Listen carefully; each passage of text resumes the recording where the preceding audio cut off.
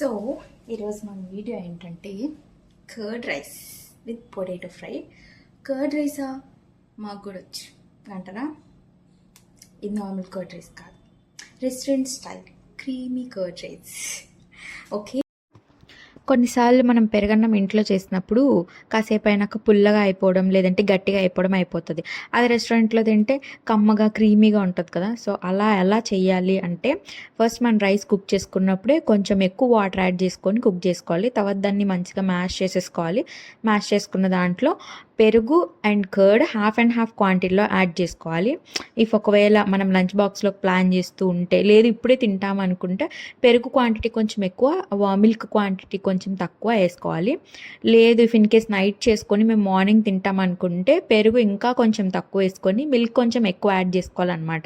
Cream ఖచ్చితంగా add చేసుకోవాలి, అది హీరో ఇంగ్రీడియంట్ అనమాట. ఎందుకంటే క్రీమీ టెక్స్చర్, ఆ టేస్ట్ రిచ్ టేస్ట్ కావాలనుకుంటే క్రీమ్ ఖచ్చితంగా ఒక 2 to 3 టేబుల్ స్పూన్స్ యాడ్ చేయాలి. ఇంకా తాలింపు విషయానికి వస్తే ఇప్పుడే తినేస్తే ఇప్పుడు వేసేసుకోవచ్చు. లేదు మధ్యాహ్నం తింటాను అనుకుంటే తాలింపు సపరేట్గా బాక్స్లో పెట్టుకోండి. తినే ముందు రెండు కంబైన్ చేసేసుకుంటే మీకు క్రంచీ ఫ్లేవర్ వస్తుంది అనమాట. సో ఇది ఇంతే పెరుగన్నం, ఇంకేం లేదు.